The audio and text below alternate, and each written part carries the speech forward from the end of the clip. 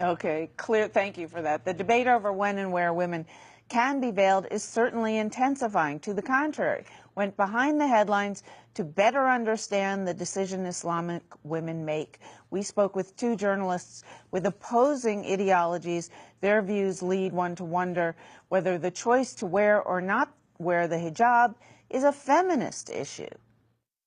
It's a reappropriation of sort of something that is part of a religion, but for women who choose to wear the hijab, who make informed decisions as adults, they sort of reject a very commercially lucrative notion that women's power resides in their sexual allure. Freelance journalist Hana Youssef began wearing her hijab at the age of 21, following 4 years of research and contemplation. Her viral video sparked conversation about the effect Western culture has on the headscarf. Youssef, who lives in England, says her decision to wear a hijab did not stem from oppression. I've experienced people sort of undermining my abilities or my choices because they assume that I can't think for myself, or that I'm oppressed, or that there's someone else behind me making decisions for me.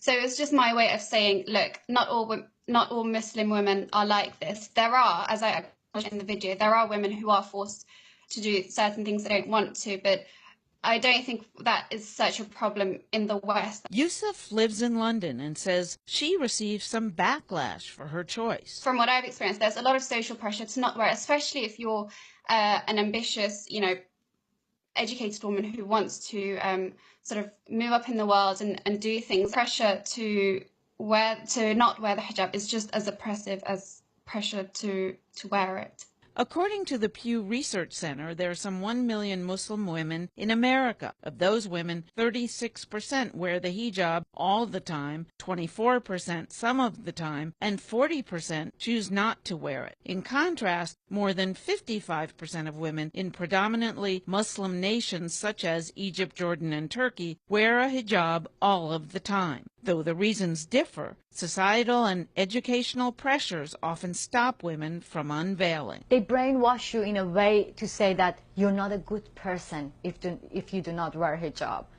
Yeah, I choose to, take off my scarf because I just told myself that if you want to be a good person, that doesn't mean that you have to wear something that you do not believe in it. Iranian journalist Masih Alinejad was forced to wear her hijab at the age of 7. In most Muslim-majority countries, girls begin wearing headscarves before they reach puberty. Iran is one of many nations where women are still legally required to wear a hijab in public. Hijab is going to become, like, how can I say, your identity, part of your body. It's not that easy, just, take it off.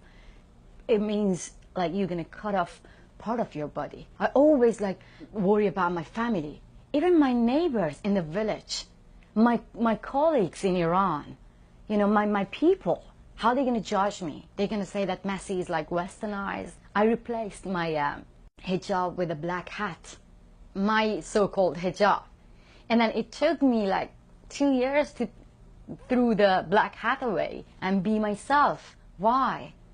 Because when they force you to be someone else, it's not that easy to express yourself in a free country. In 2014, Alinejad created the Facebook page My Stealthy Freedom to encourage other women to remove their headscarf. In this Facebook page, women became their own media, became their own storytellers. As a woman growing up in a traditional society, I always, being told that keep quiet and not be loud. But I want women to be loud and speak out about their body, about their identity. On my Stealthy Freedom page, these women started to expose, their opinion and their ideas. By creating My Stealthy Freedom, we want to show the rest of the world that our freedom is just happening in secret.